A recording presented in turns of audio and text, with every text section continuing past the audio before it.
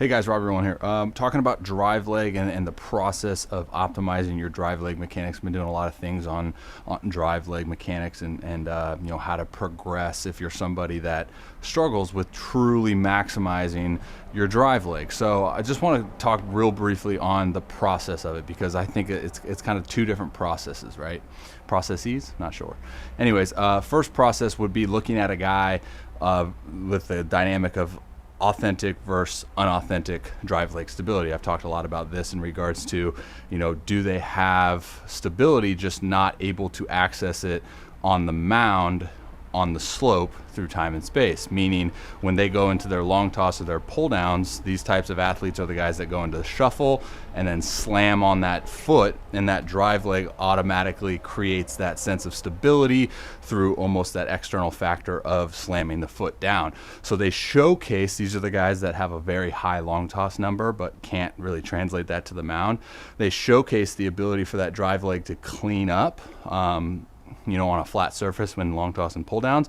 But when they get on the mound, as soon as they begin to enter their drive phase coming down from peak leg lift, that drive leg kind of just collapses and falls. And they don't showcase that authentic ability to stabilize the incoming energy from leg lift. So that's one area.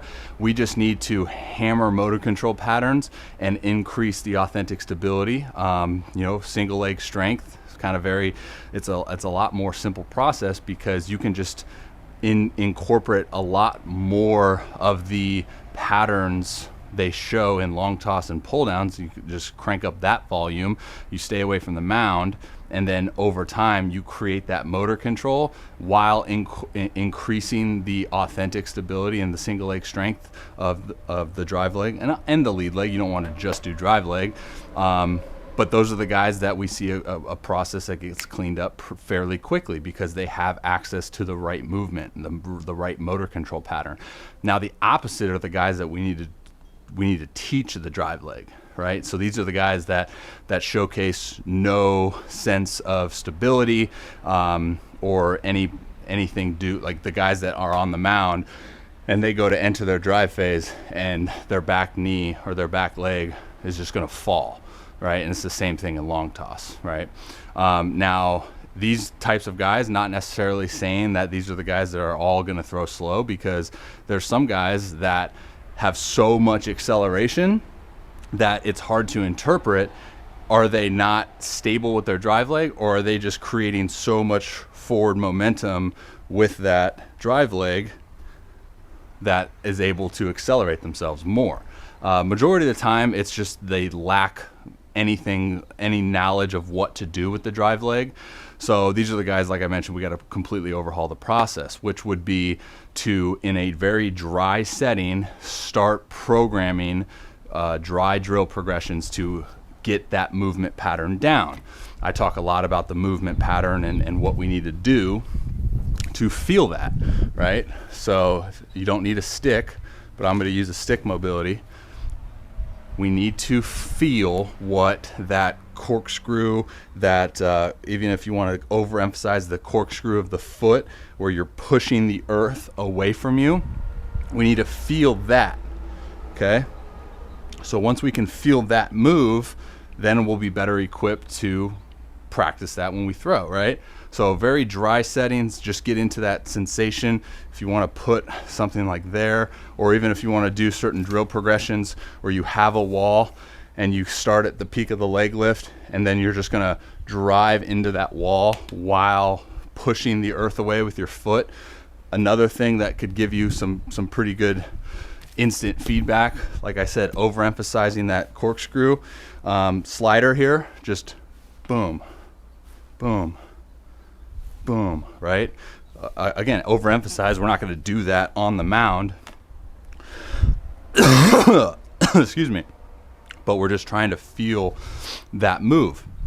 While we're doing all of these dry drill progressions to feel the move, we're also increasing the single leg strength and stability. Okay, like in a weight room setting, right? We're working diligently to increase the authentic stability of that. And then two, we're making sure that we're increasing the movement potential and capacity as well. Because another thing with those types of guys, a lot of the times, is they don't lack the authentic ability to move. Their hip capacity is very restricted and limited. So when they go to drive, when they go to abduct that lead leg, that pulls drive leg early internal rotation. Okay? So they're not able to do that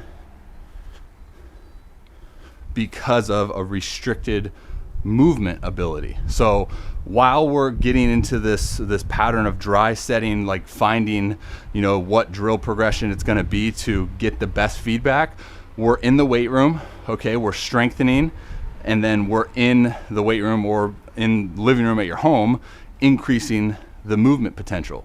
Okay, so we check those boxes off. And then once we get the movement and we get the stability and we get the movement capacity, then we blend it into more drill progressions that now are forcing us to complete a throwing task, or even if it's a towel, plyo ball, whatever it is. And then we progress from there. Then we do with a baseball. There's so many different progressions, and I know it seems like holy smokes, it's a lot. But these things, you know, there's a reason why only X amount of people in the world do it at a high level, right? Where did I have this? I don't remember.